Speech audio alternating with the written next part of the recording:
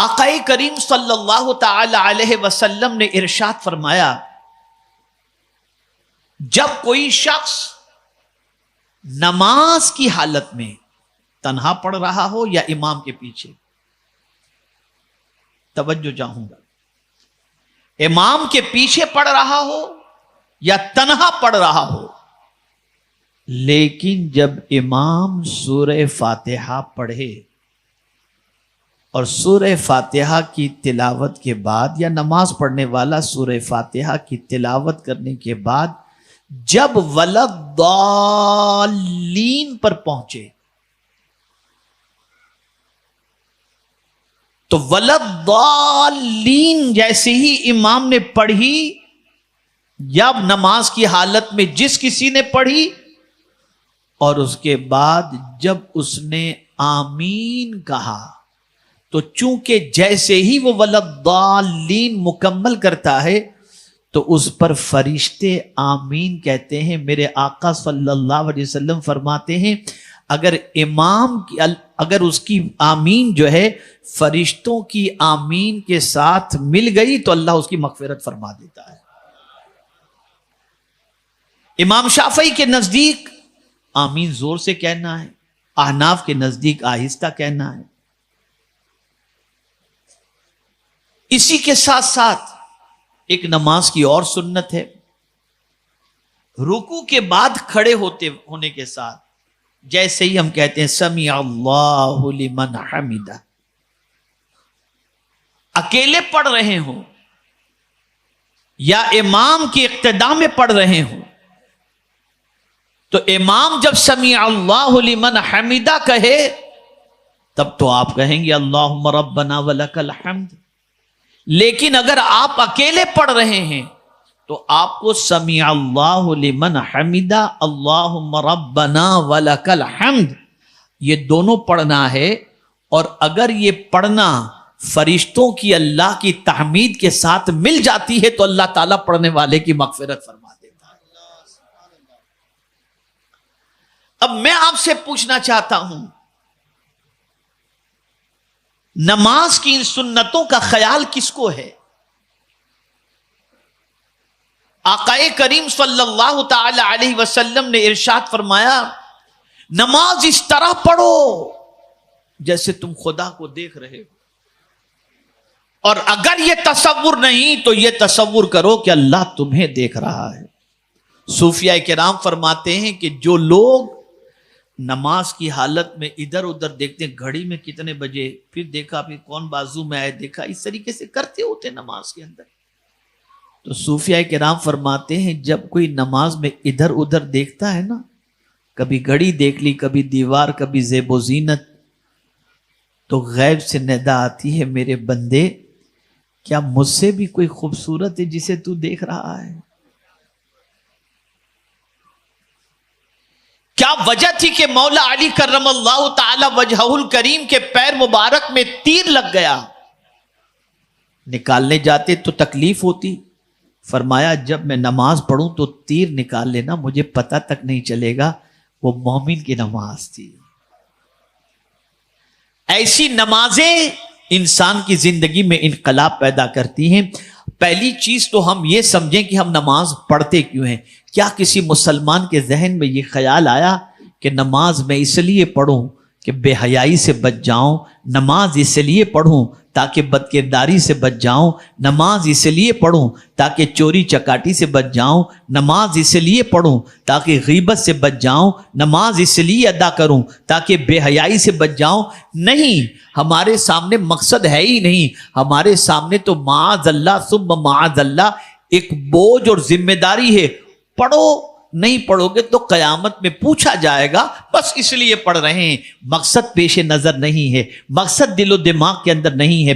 اور جب مقصد دل و دماغ کے اندر نہیں ہے تو ہم اس مقصد کی طرف توجہ بھی نہیں دیتے۔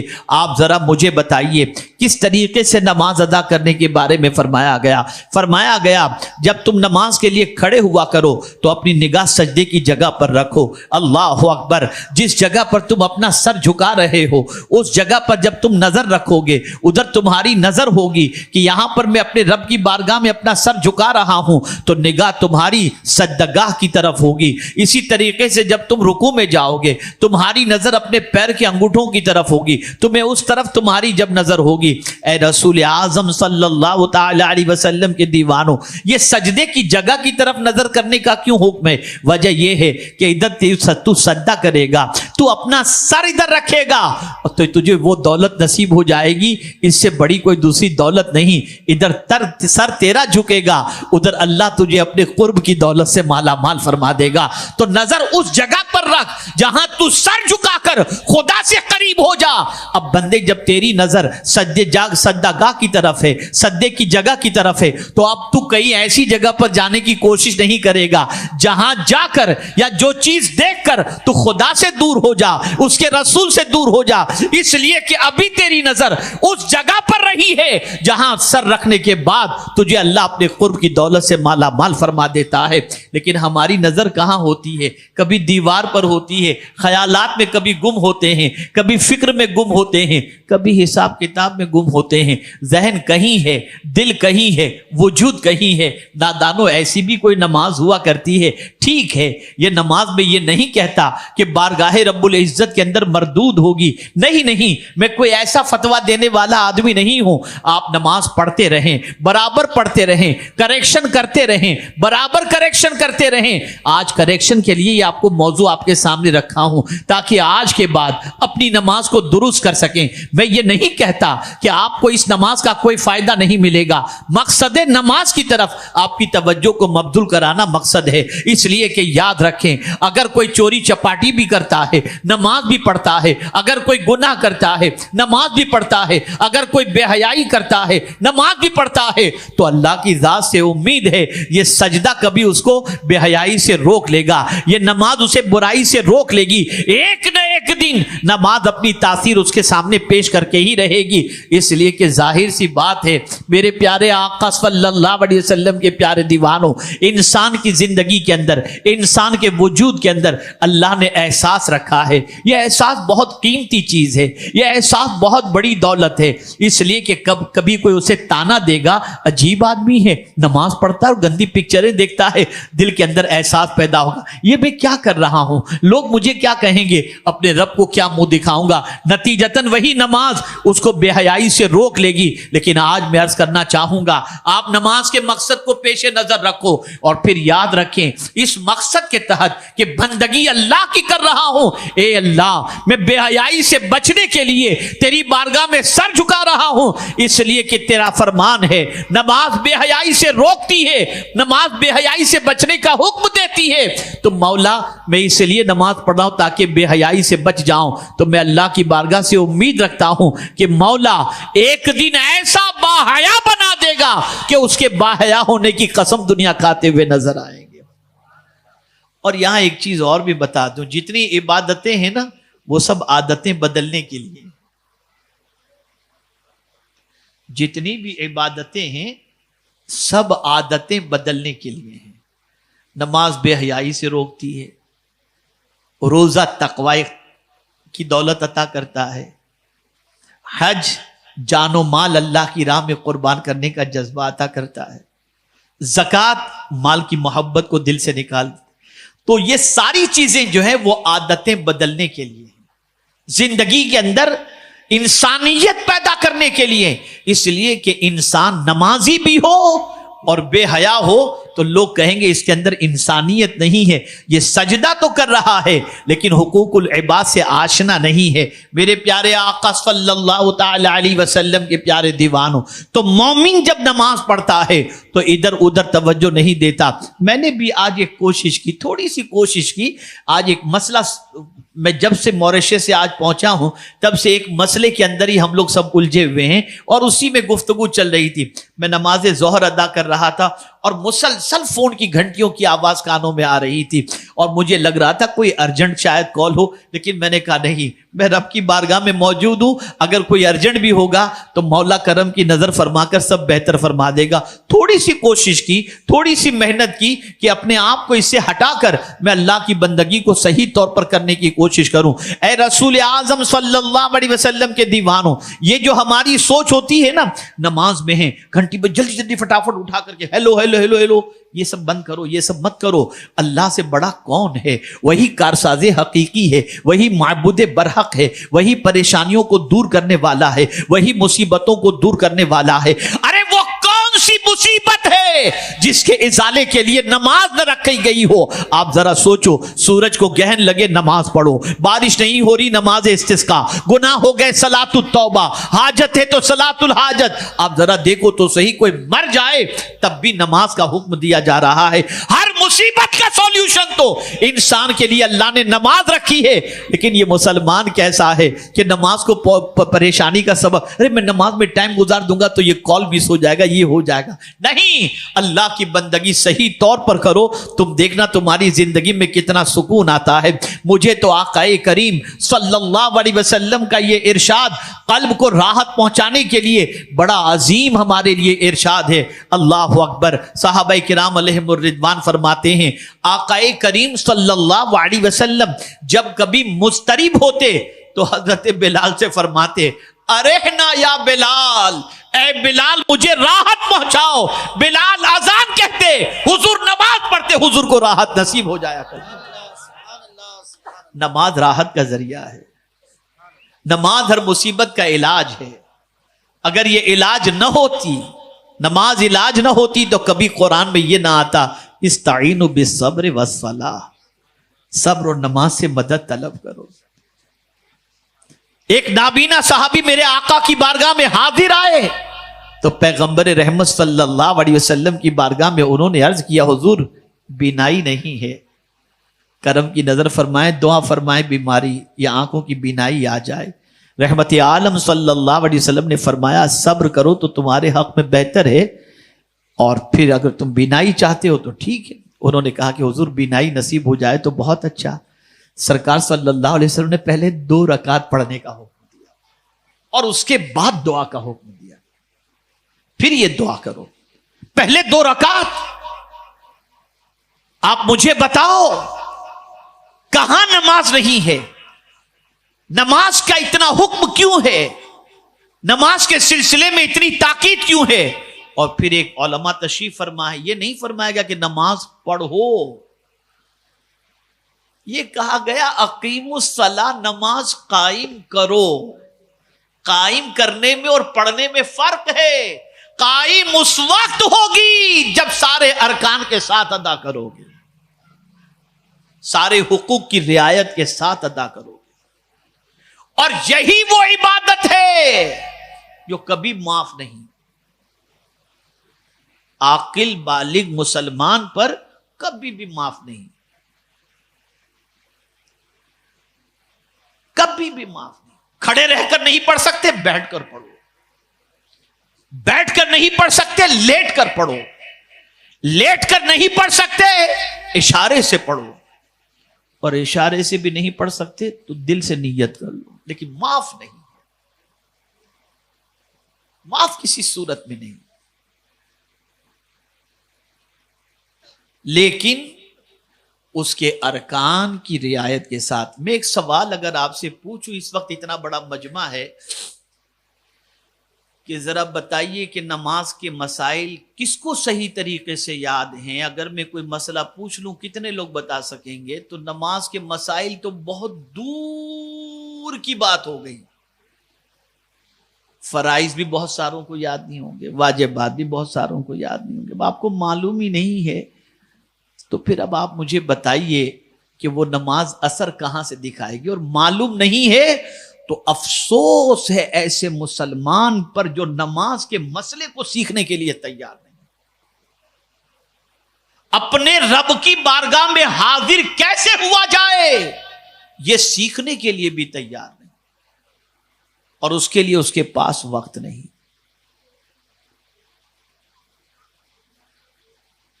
اے رسول اعظم صلی اللہ تعالی علیہ وسلم کے دیوانوں، سچے نمازی بنو، پکے نمازی بنو، اور نماز کو اس کے ارکان کی، اس کے احکام کی رعایت کے ساتھ ادا کرنے کی کوشش کرو۔ اب آئیے میں دوسری نماز بتاؤں۔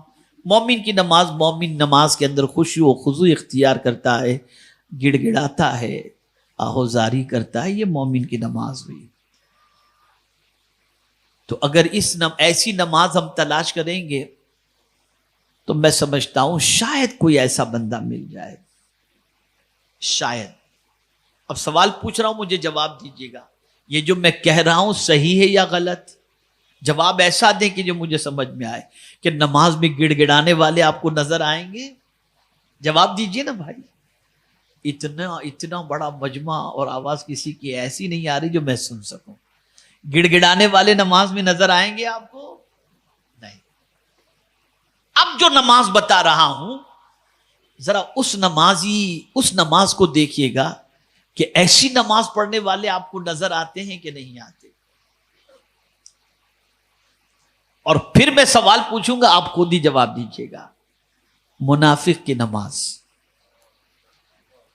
اب منافق کی نماز کیسی ہے؟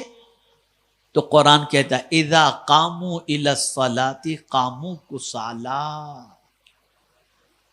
جب نماز کے لیے کھڑے ہوتے ہیں تو بڑی سستی کے ساتھ۔ اب یہ میں نے قرآن میں منافق کی نماز کا تذکرہ کر دیا، یہ تذکرہ ہے۔ تو مطلب یہ ہوا کہ منافق بھی نماز پڑھتا ہے، مومن بھی نماز پڑھتا ہے، لیکن مومن جب نماز پڑھتا ہے تو اس کی نماز کی شان جدا ہوتی ہے، اور منافق جب نماز پڑھتا ہے تو اس کی شان جدا ہوتی ہے۔ میں کسی پر منافق کا فتویٰ نہیں دے رہا ہوں، بلکہ یہ کہہ رہا ہوں کہ ہمارے اندر کچھ عادتیں دوسروں کی آ گئیں، اس لیے نماز ہماری اثر انداز نہیں ہو رہی۔ آج کھڑے ہوں گے تو ایسا لگتا ہے جیسے جان نکل رہی ہو، یا پھر نماز پڑھیں گے تو انتظار کریں گے کب وقت ختم ہونے کے قریب، اور 10 منٹ باقی، اللہ یار، اور کچھ لوگ قضا بھی کر دیتے ہیں۔ تو قرآن کہتا ہے فویل للمصلین، بے نمازی کی بات نہیں ہے، ویل ہے ان نمازیوں کے لیے الذین هم عن صلاتهم ساہون، جو اپنی نمازوں کو بھلا چکے ہیں، وقت گزرنے کے بعد پڑھتے ہیں، ارکان کی رعایت کے بغیر پڑھتے ہیں۔ بڑی عجیب سچویشن ہے۔ کریکشن کرو، اپنا درست کرو اپنی نماز کو، اس لیے کہ یہ افضل العبادات ہے۔ قبر میں عقیدے کے بارے میں پوچھا جائے گا، اور محشر میں سب سے پہلے نماز کے بارے میں پوچھا جائے گا۔ جس کی پرسش سب سے پہلے ہوگی اس کو سب سے پہلے درست کرو، اس کو سب سے پہلے کریکٹ کرو، اور نماز سے پہلے وضو کو بھی ذرا درست کر لو،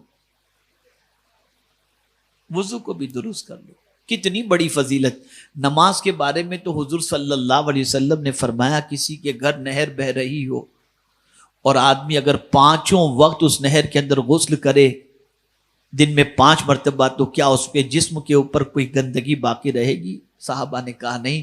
آقا کریم صلی اللہ علیہ وسلم نے فرمایا جب کوئی 5 وقت کی نماز پڑھتا ہے تو جس طریقے سے وہ نہر اس میں 5 مرتبہ دن میں غسل کرنے والے پر کوئی گندگی نہیں رہتی، ایسے نماز پڑھنے والے کے گناہوں کو بھی اللہ معاف فرما دیتا ہے۔ یہ نماز کی فضیلت۔ لیکن قربان جائیے، نماز سے پہلے آپ کو وضو کرنا ہے۔ میرے آقا صلی اللہ علیہ وسلم ارشاد فرماتے ہیں جب کوئی وضو کرتا ہے تو چہرہ دھوتا ہے تو اللہ چہرے کے گناہ معاف کر دیتا ہے، ہاتھ دھوتا ہے ہاتھ کے گناہ معاف کر دیتا ہے، پیر دھوتا ہے پیر کے گناہ معاف فرما دیتا ہے۔ لیکن اس فرمان پر قربان جائیے، رحمت عالم صلی اللہ علیہ وسلم فرماتے ہیں کہ جو شخص وضو سے پہلے بسم اللہ الرحمن الرحیم پڑھ لے، اللہ اس کے پورے جسم کے گناہوں کو معاف فرما دیتا ہے۔ پڑھتے ہو बेचारे मस्जिद के ट्रस्टी लोग लगा देते हैं वुजू खाने पर इतना, फिर भी याद नहीं रहता। बस जल्दी, खाली मरने की जल्दी नहीं है, बाकी सारे काम में जल्दी। कोई जल्दी मरना नहीं चाहता और कोई जल्दी बूढ़ा होना नहीं चाहता। ये दो चीजें ऐसी हैं, ये आदमी जल्दी नहीं चाहता। चाहता है जवानी भी लॉन्ग टाइम तक रहे और मौत भी जल्दी ना आए। बहुत अच्छी चीज है। हुजूर सल्लल्लाहु अलैहि वसल्लम से पूछा गया कौन सा मुसलमान अफजल? सरकार सल्लल्लाहु अलैहि वसल्लम ने फरमाया जिसको अल्लाह ने लंबी उम्र दी और वो उसने नेकी में गुजार दी, वो मुसलमान सबसे अफजल है। लंबी उम्र कोई गुनाह की चीज नहीं, लेकिन जल्दी अगर आदमी करता है तो नमाज में जल्दी। ये चोर बताया गया, नमाज में जल्दी करने वाले को चोर बताया गया। जो फास्ट नमाज पढ़ते हैं, स्पीड से नमाज पढ़ते के एक कभी तादील अरकान की भी रियायत नहीं, भागम भागी, पता चला 5 मिनट में तो ईशा पढ़ के निकल गए बाहर। क्या पढ़ा आपने? नमाज को दुरुस्त करो। और साथ ही साथ ये बात भी हमेशा के लिए जहन में रखो, जब कभी कोई मुसीबत आए, जब कभी कोई परेशानी आए, जब कभी कोई तकलीफ दरवाजे पर दस्तक दे, जब मुसीबतों के बादल मंडलाने लगे, जब कोई परेशानी तुम्हारे दरवाजे पर दस्तक देने लगे, बस अल्लाह की बारगाह के अंदर खड़े हो जाओ, 2 रकात नमाज सलातुल हाजत की पढ़ लो। उसके बाद अपने रब की बारगाह में दुआ करो। रब करीम है, जो उसकी बारगाह में झुक जाता है उसे मौला कहीं और झुकने नहीं देता, उसे उठा लेता है। कोशिश करो, नमाज के लिए मेहनत करो। मेरे प्यारे